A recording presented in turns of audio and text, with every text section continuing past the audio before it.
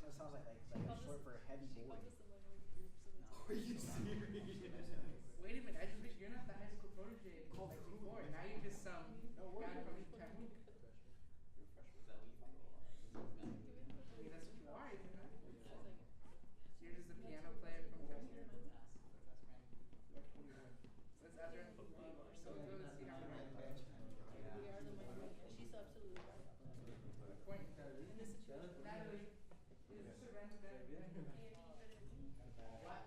Whose side are you supposed to be on? Hey, you playing five games? Feels like I've been here all week. Wow. I don't know, right? You know, it would be you. It would be you. Yeah, It you're would be right. you. Hey, facing that way, let me stab you in the back. Exactly. Bro, if I don't get to lose something. I don't got stage fright. You got stage fright. 32 hours left to get hit.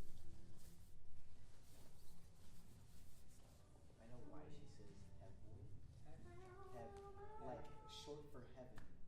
It's like Hellboy, but heaven.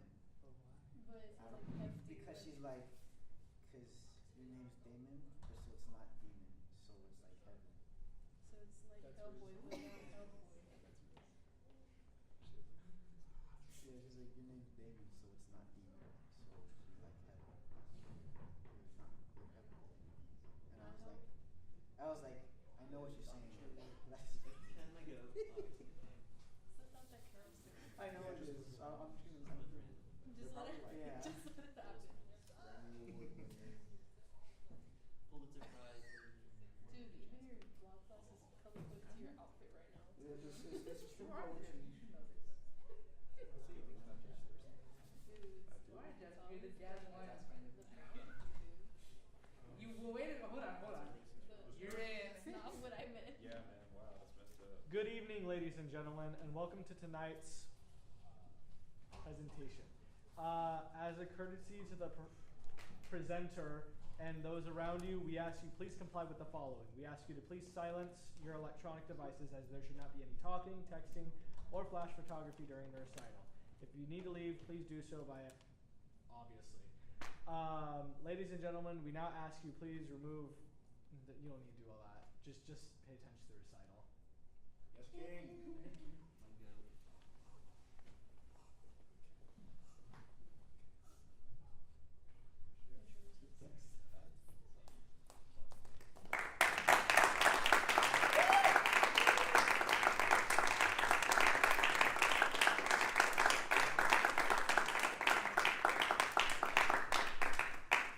Good evening. Welcome to the Music Research Forum. We're glad that you found us despite the sudden change of room.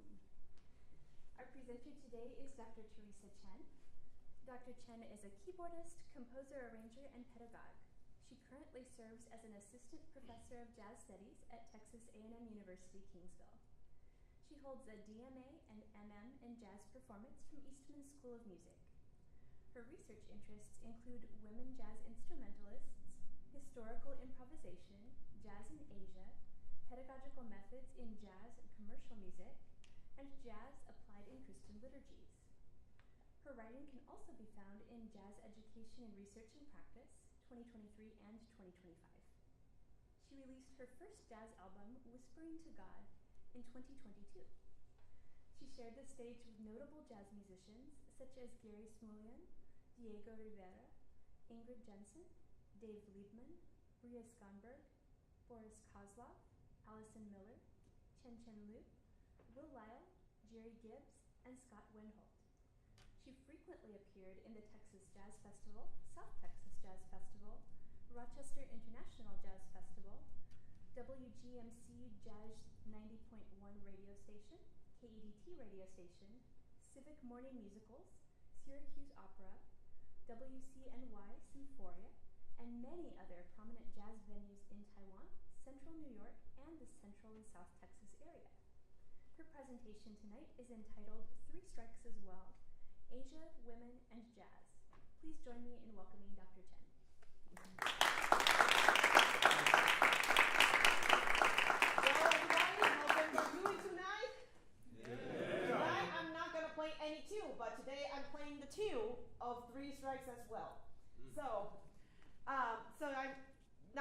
gonna see my research side of me, and guess what?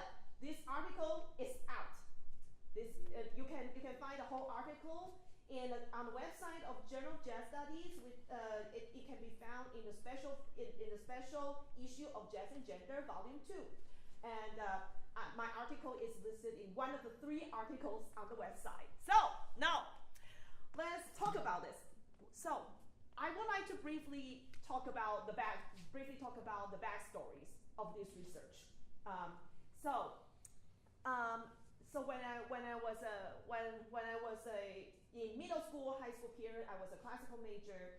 I think I told everybody that I studied classical music in Taiwan, and in every semester jury, I often received some of the comments which could be subtly gendered, like, well, your playing reminds me that you sounded more suitable to romantic, and romantic period suits you the best, or Baroque music makes it more extra elegant or something like that.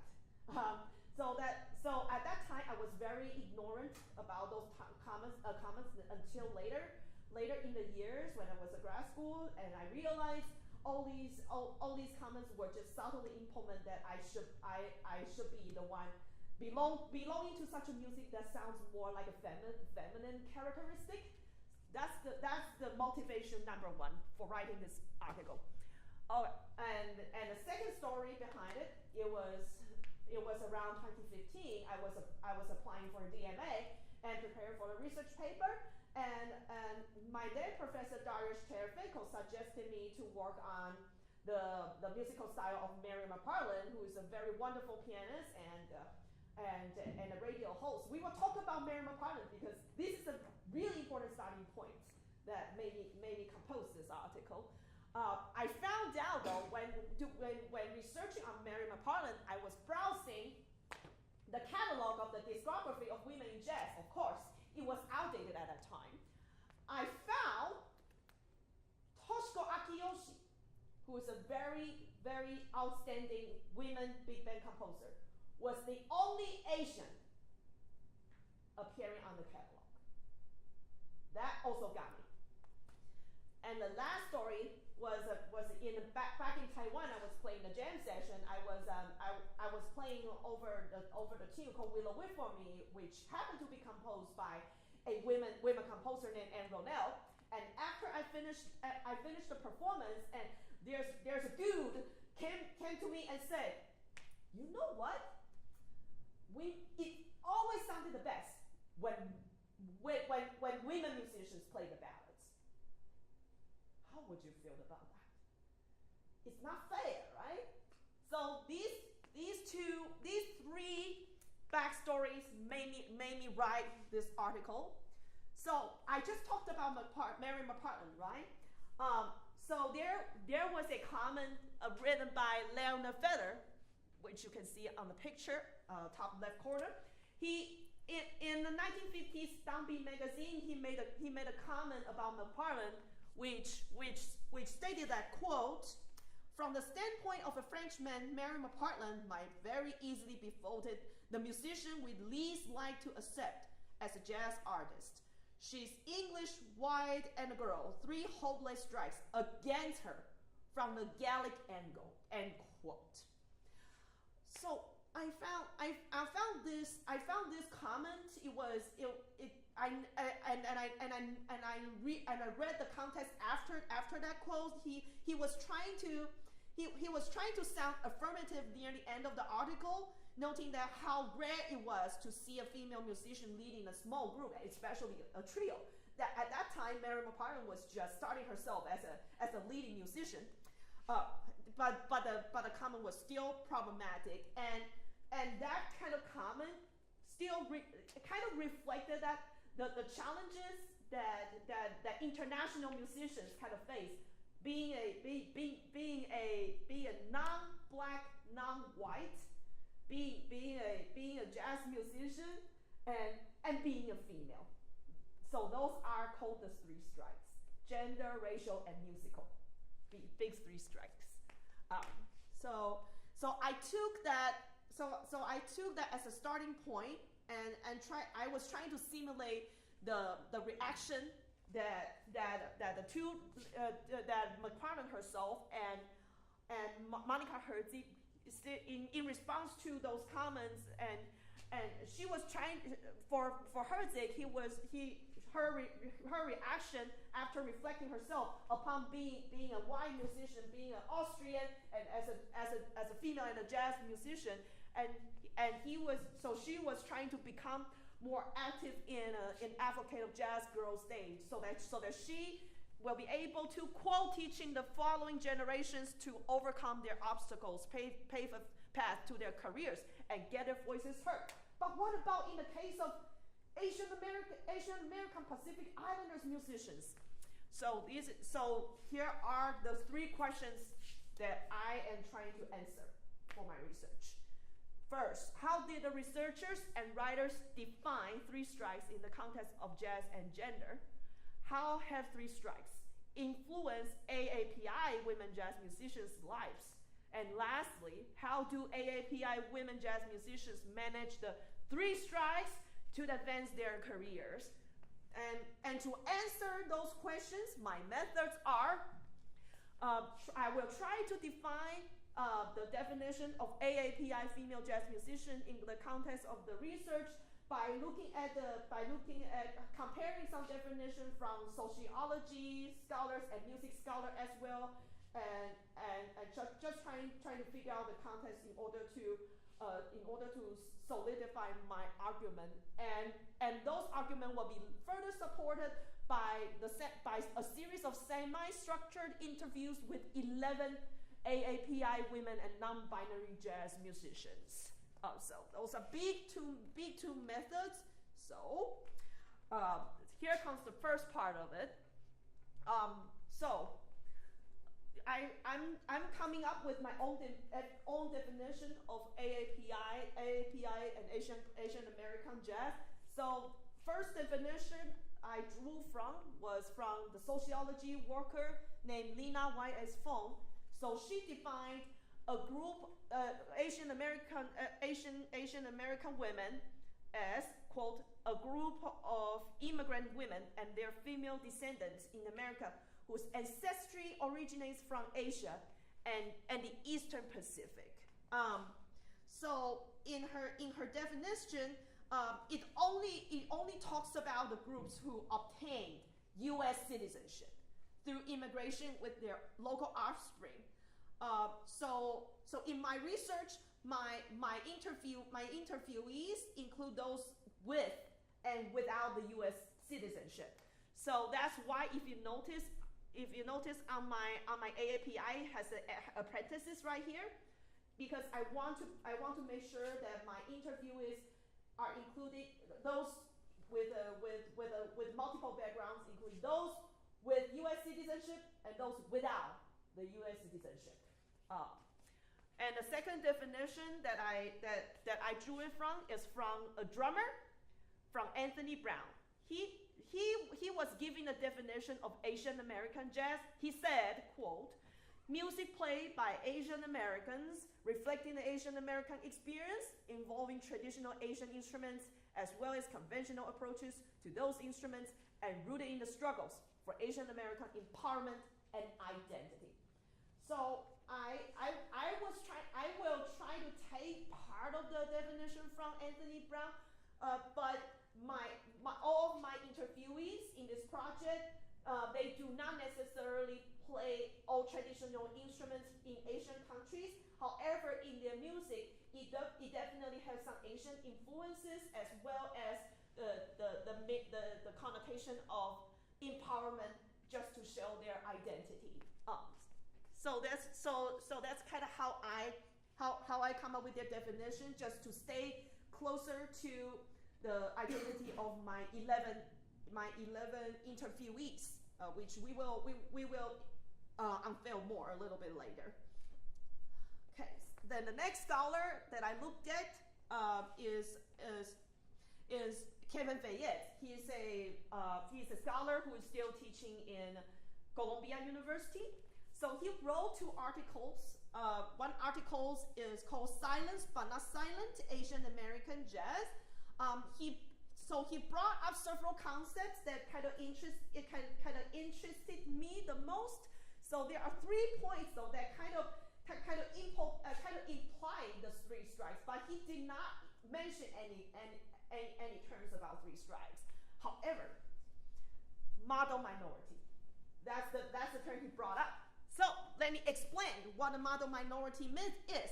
It was first established by sociologist William Patterson in an article published in the 1966 issue of the New York Times Magazine.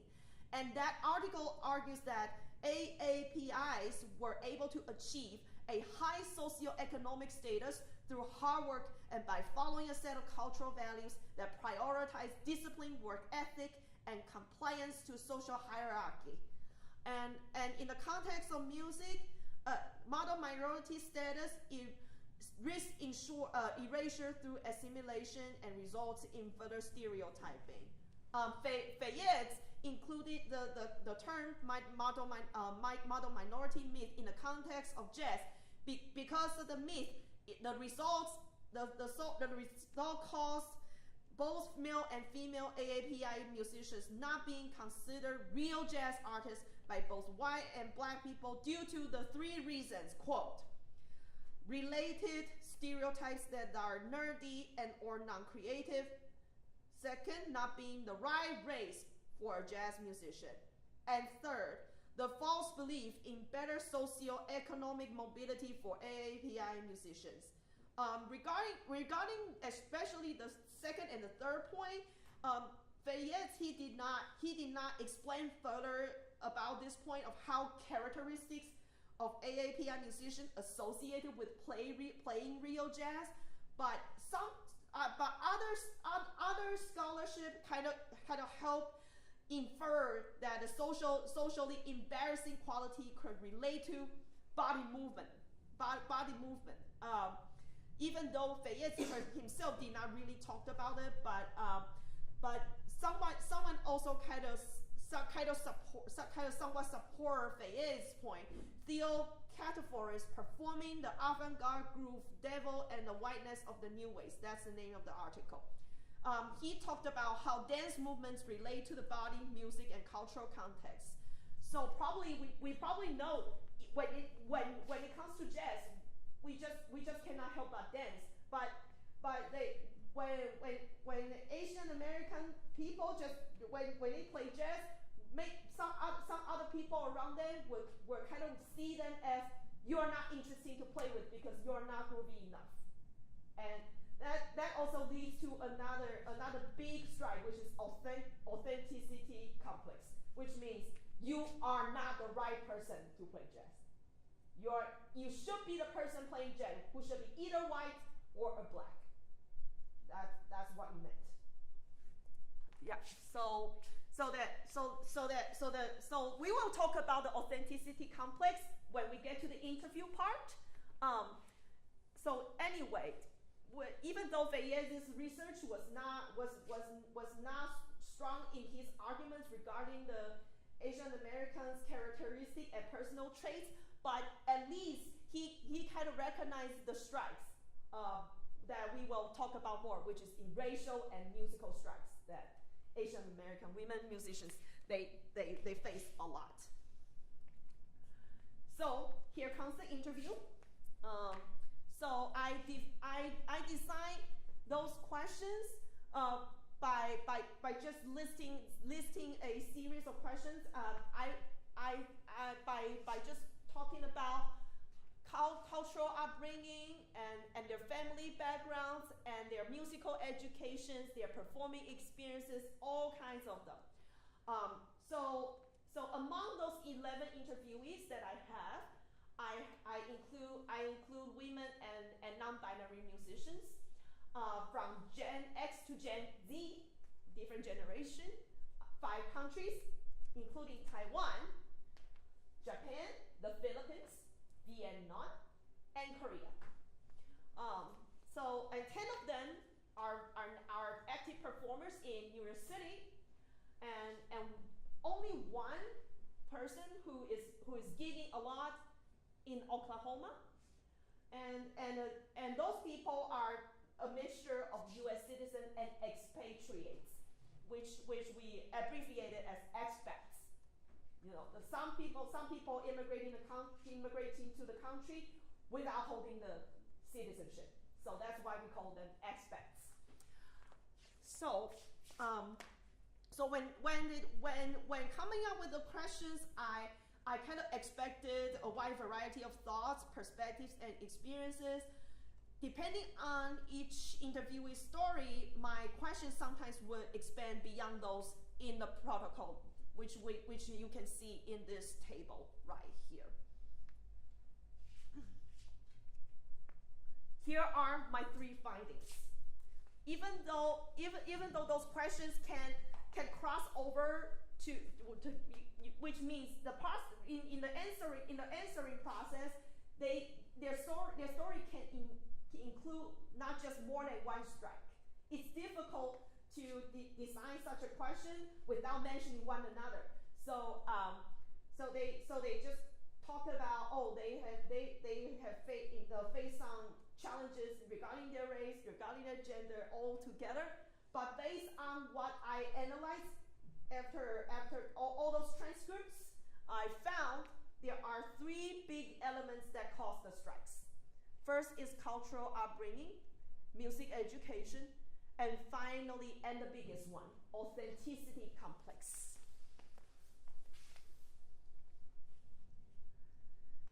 So cultural upbringing is the element, includes family relationships and other social environments, influence the early development of AAPI female jazz musicians in the study. Most of the interviewees they think their parent, whether or not as a U.S. immigrants, they prefer the parents would have preferred that they didn't their kids they didn't choose music as their primary career, even if they were outwardly ambivalent about it. Some parents did not necessarily insist on a lifetime career choice and were open to their children studying music. Conversely, others were, or still are, either family against their daughters pursuing a career as a musician, or view music making only as a means of enhancing family characteristics. So I would like to quote 2 examples from 2 friends of mine, Chen Lu, whom I played with back in Syracuse. She's a very talented vibraphonist. He toured with Jeremy Pelt, the trumpeter, and she also toured with Richie Good, the bassist. She was listed as 10 by the Grammys that 10 rising jazz stars, but she was not often being brought up there. So here's the story that she shared with me in her interview. She said, quote, "My mom pushed me to study music so that I could marry a doctor or a lawyer. To her, studying music makes me not become a rebel, but an elegant, charismatic woman," end quote. And she also said that when her mom learned the news about she being listed by Grammy as one of the 10 emerging jazz artists to watch in 2023, her mom was acting like really surprised and to the point of astonishment. Like, what the heck? like bruh, something like that. and so that his mom, her mom was trying her best just to, her family is made of 3 sisters, so her mom is trying to get her learn instruments so that she can get married to like more richer people, something like that. So another case I heard from the cultural upbringing that can be part of the strikes, that would be Malaya Soul. She's a Filipina singer. So she talked, when she talked about her family, she said, for them being a musician should only be a side thing, not my primary career. In terms of social status and prestige, no matter how vital music is culturally for my family or the Philippines or the Filipino culture in general, it doesn't always carry the same level of respect and recognition as other occupations. Like my sisters, my sister, who is a nurse, and my mother, who is a teacher. If it doesn't lead to fame, or if you don't have financial success, it's not something that they encourage. My family put me in an arts program in high school because they knew I loved singing and learning different kinds of music.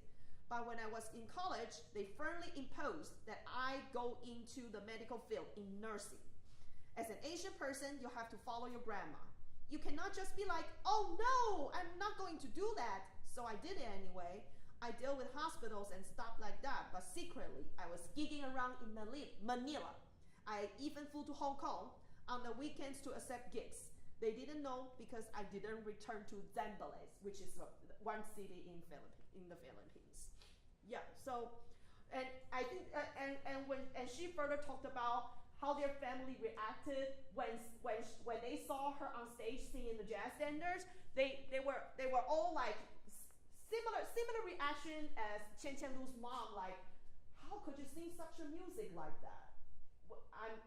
Of course, we are not sure if they are showing like in awe or like admiring, but most of the reaction, they were kind of surprised, very surprised to them. In the end, both of their families ended up accepting both Chen and Malaya to pursue their careers. So that's why they are still very active around in New York City. Malaya So is a very talented guitarist, and she's really good at singing in Brazilian songs. So go check her out.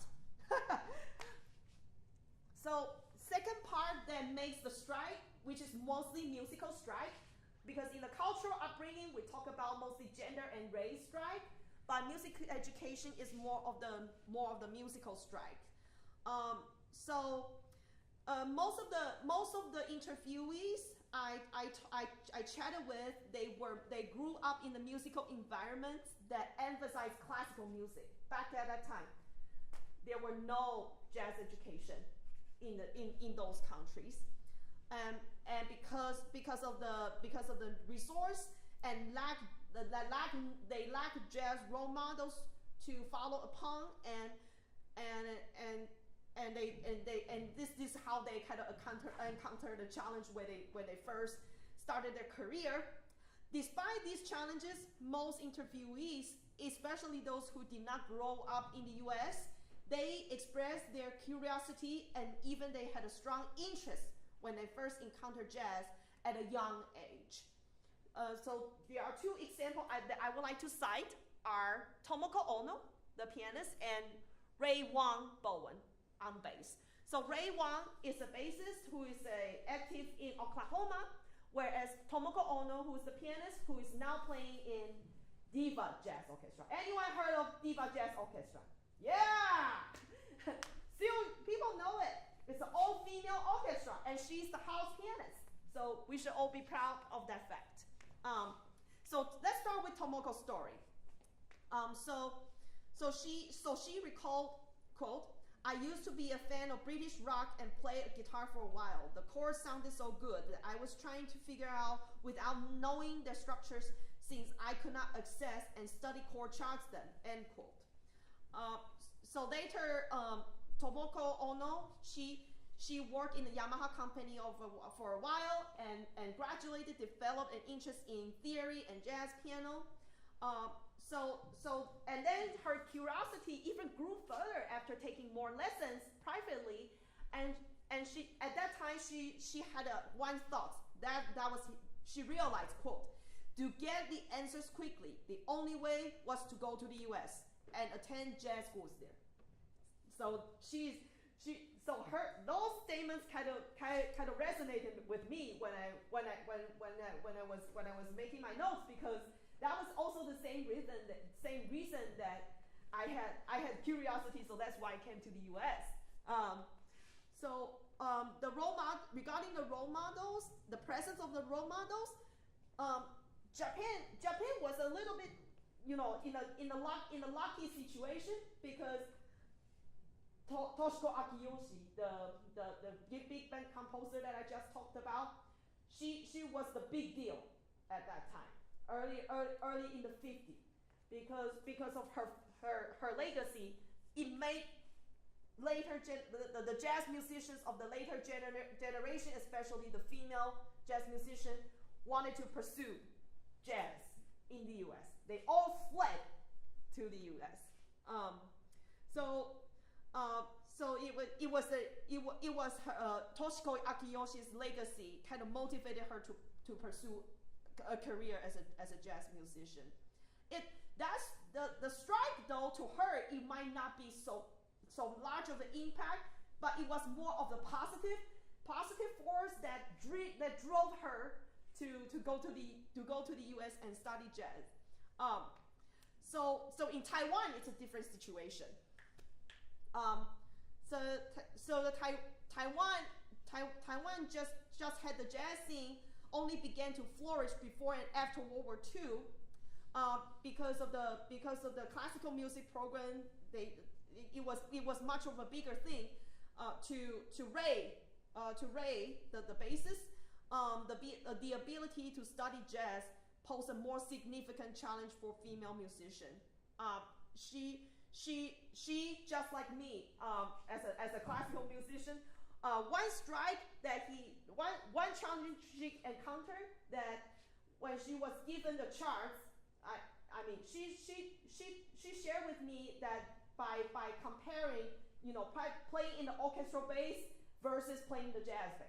So she said, in orchestral bass, everything is written there, and you just follow what the composer asks you to do. However, in jazz, you were given in the chart that has only the chords and slashes. Everything now becomes open. So it took her some harder time to get used to the new performance practice, which is out of her like a classical culture in the Asian culture, and get used to new culture, which is an American culture. The performance practice of playing jazz. So that's why it is possible for those musicians to encounter strike in music education, because they are still trying to transition from playing classical music to jazz music, and that possibility also leads to authenticity complex. It was coined by a jazz and Japanese historian E. Taylor Atkins. He argued that jazz authenticity has historically been defined by, quote, the possession of certain qualities, educational background, life experience, ethnic heritage, motivations, or artistic visions, which confer upon an artist the right not only to work without being challenged in a particular medium, but to establish the standard by which all others working in that medium will be judged. In context of music, especially jazz, when musicians perform works of other cultures and ethnicity, they may face invisible pressure of being seen as authentic, or not the right person, versus the right person, depending on either how closely they stick with the artistic standard embedded in the original culture behind the music, or how closely their stage appearance, the way we look on the stage, matches the specific experiential, ethnic, or motivational qualities of the original creator, end quote. So this is the aspect of the strikes that most interviewees complain or express concern mostly about. Here are the stories from Da Bing Liu, which you can see from the right. She's a pianist from Korean. She said, honestly, every time I played, or every time I went to see a concert, or even like being in class, I feel so embarrassed. I feel like I still didn't know anything, even though I had learned and played jazz for almost 20 years. The more I study, the more I realize the lack of cultural engagement or knowledge about history of jazz. It's more like the history of America. You have to know all those racial issues, understand what happened, why this music was made this way, and how it started. I didn't know about at Berkeley She studied at Berklee College of Music because I couldn't speak English. Learning the language took a few years, and now I'm slowly understanding that this music is not just about how good you are playing this instrument. You have to understand the culture, the artist, and the relationship between them. So the language barrier played an important role if you are pose the obstacle about authenticity complex, because you are literally, as a foreigner, speaking the second language, English as a second language, just like I slightly myself as my second language. So learning to speak the second language, just like learning jazz as another musical language that these musicians are not getting used to. So this is a big obstacle that they take time to get used to the new culture when performing in jazz. However, Mai Tan Hyun, she's from Vietnam, and she's a singer. She sings a lot of great covers of Studio Ghibli music. She provided a very interesting view about authenticity complex, because she said she has no problem to align her culture with American culture. Here's what she said, quote, "There are things about jazz culture that I am still learning to understand, but I've sensed in Vietnamese music sometimes that there's a deep sorrow. This is a country that has been invaded multiple times throughout history by the French, the Americans, and the Chinese. I admire and take a lot of pride in the fact that we are a group of people who have always stood their ground, which I think many people who came to America, specifically the African diaspora, could resonate with. The core of the blues can be seen obviously, for it is the music of struggle and overcoming." So both Dabing Liu and Mai Tan Hyun, both of them, they have similar. They are talking about similar issue and how their culture musically align with jazz culture. The Dabing Liu's point of view is more of the contrast, the big contrast, whereas Mai Tan Hyun's is more of the closely related. So it was easier for Mai Tan Hyun to learn and comprehend the music, the cultural meaning behind jazz. Because we are running out of time, so I would like to skip to how these people overcome the strikes. So there are three main ways for these musicians to embrace the strikes. So one big passage that is coming from my friend Chen Lu, the vibraphonist. She made the best summary of the Beyond the Strikes. She said, quote, "We, as an Asian females, look like having no right to vocalize and find it difficult to do things. But if we try to think from a different angle, we have good people around us. To make each solid step in the current industry, you need to work on relationships with them. No one teaches you that. Making music is not about yourself. It's about how you empower people around you. If I want to extend my territory, I need to empower them so they can help me. I would use music to invite people to join the creative process, building a space for everyone to stand out, and creating an environment for us to grow rather than focus on the disappointing sides of life." I hope these words find encouraging to you. And it also applies to any other music communities within the School of Music.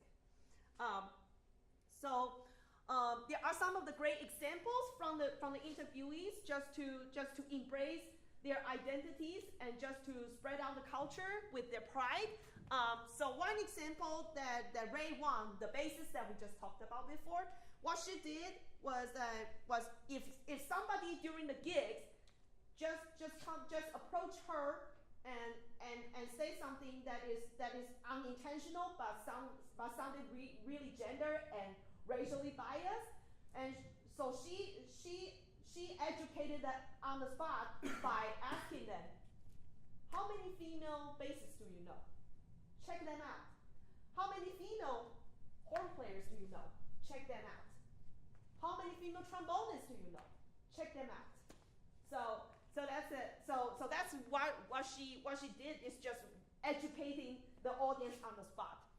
And in terms of community building, the organization, the nonprofit organizations such as AAPI Jazz Collective, which you can see from the third picture, the AAPI Jazz Collective, which Mai Tan-Hyun joined, and some other interviewees of mine just had fun playing.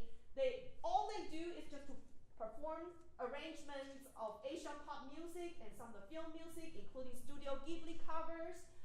Mai Tan-Hyun once made a comment about being in a community like this. She said, quote, "I feel so comfortable playing with people like I am because I feel more confident and I sound more different and I'm not judged and I love being with them on the stage." That's what she told us about. This is a big project led by trombonist Peter Lin. He is a very interesting person, and he made some really good arrangement. They just had the record record out, so check them out. So last way to embrace the strikes are new creative musical works. So I'm quoting. This is Tracy Yang from Taiwan. So she just got the BMI Jazz and Charlie Parker Jazz Composition Award. She composed a series of suites such as Sing Taiwan Collection and MMXSI Suite. Those are included in her album called OR, Operation Room. OR. That's the name of the album.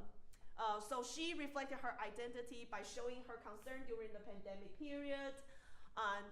And the next example, the project, Naomi Nakanishi, she's also a pianist. So she created her graduate project called Hear Me Speak. She was in her music video, she was trying to get rid of her makeup, like a Japanese makeup, to a real clean face, because it symbolizes her shy self not being confident to more confident to embrace her identity, showing her pride. And she graduated from Berklee College of Institute of Gender Justice. That's the label of that. To quickly summarize what I can do better with the research is that I can be more diverse around the region, not just focus on the New York City. I can also be exploring other Asian AAPI women musicians from other areas, especially non-metropolitan areas. The primary instruments of the informants are mostly vocalists and rhythm section players. I can study more cases of brass and other horn players. And unfortunately, there was not enough past scholarship on AAPI jazz musicians. And I mentioned a little bit about how difficult it was to design and interview questions, because you cannot mention one strike over without mentioning another, which can make everything intersectional at all. So my future goals are, I expanded my research questions a little bit. How did these musicians encounter strike as a reed and brass players? And how did they encounter strikes when actively performing at a countryside, rural, and suburban areas instead of bigger city? It would be interesting to find that out. And how did these musicians deal with the strikes when their careers centered in non-American and non-Asian countries? So this is something that I would like to focus on. So above all, this is all my research project. Thank you for listening.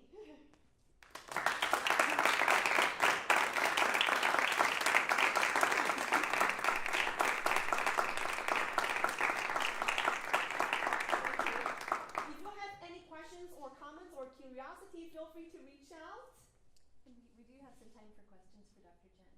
Yes, please. I hope it's not too much deep cut. I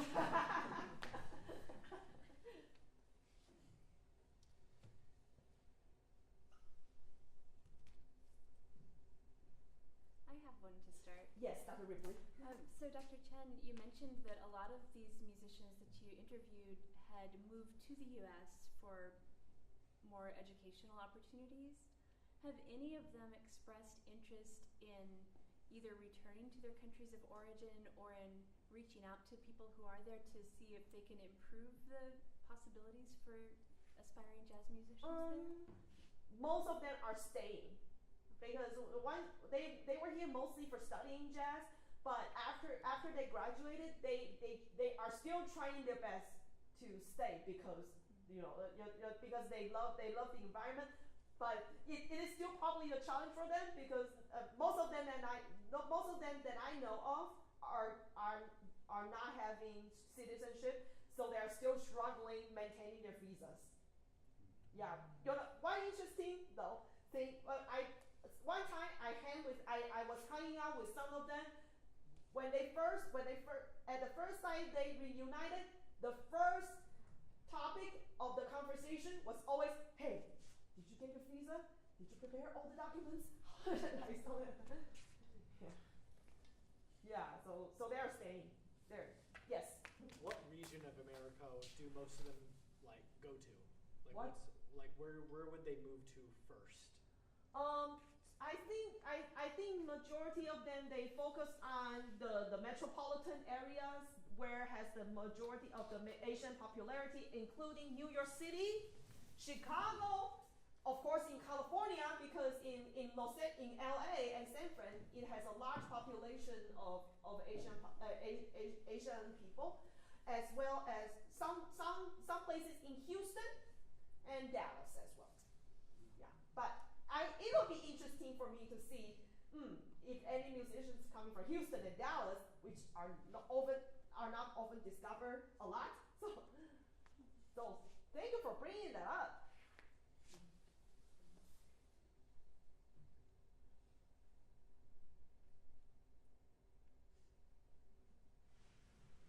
Any other curiosity or comments or?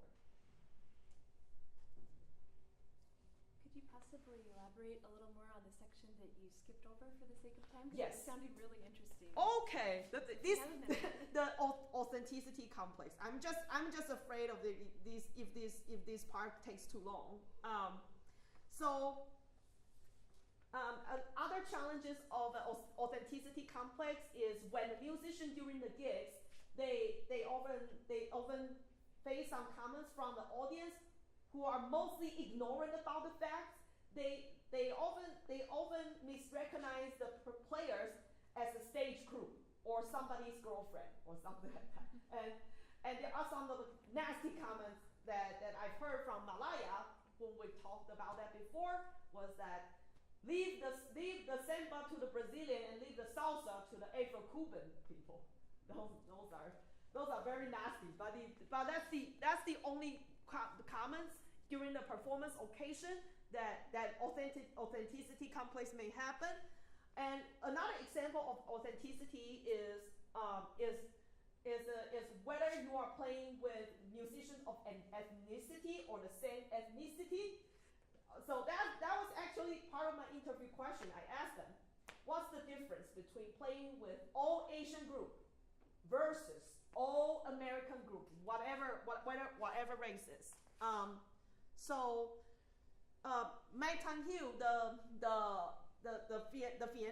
Vietnamese singer, she said, I think she said, let me elaborate more in that way.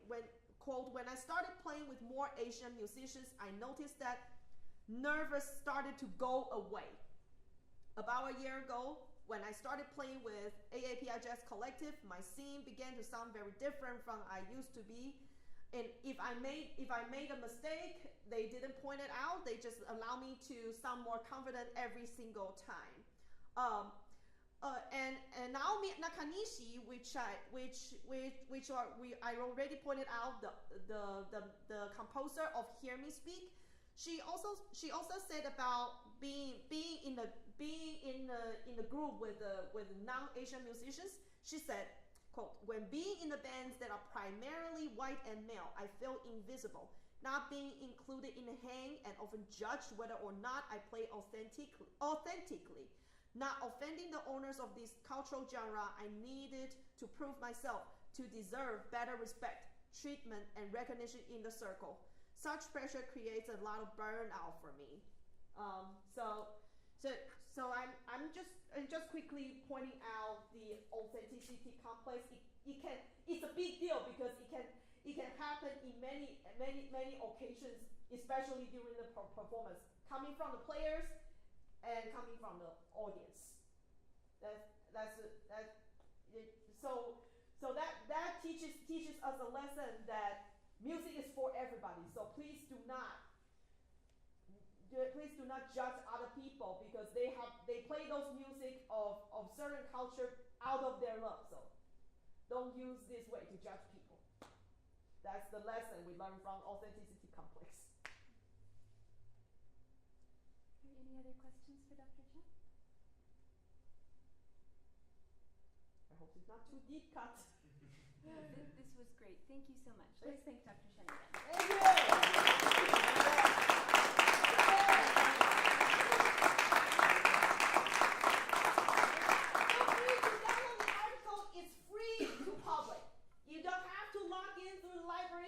Just go to the website of Journal of Jazz Studies, just download it. And by the way, I still have 27 CDs of Whispering to God.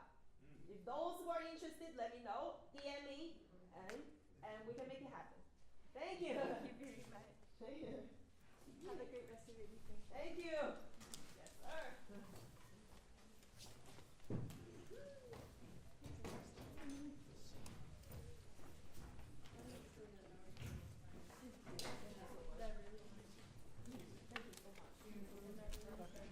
Yes, sir. We talked about the CDs. Yes. How much are they? It's 20. Just 20.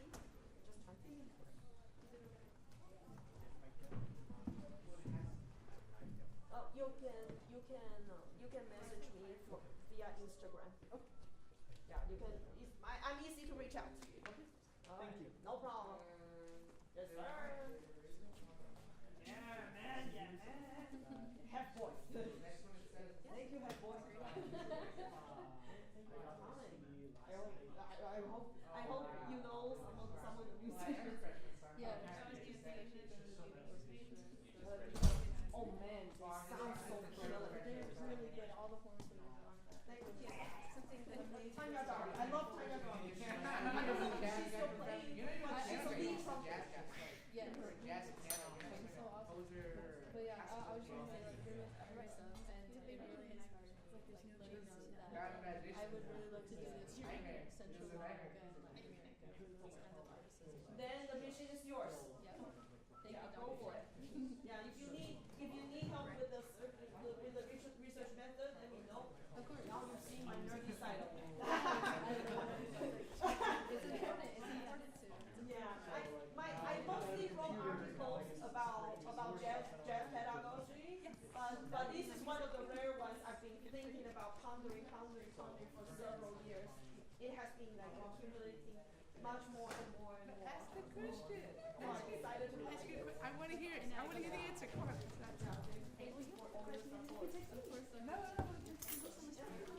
Oh, you guys are awesome.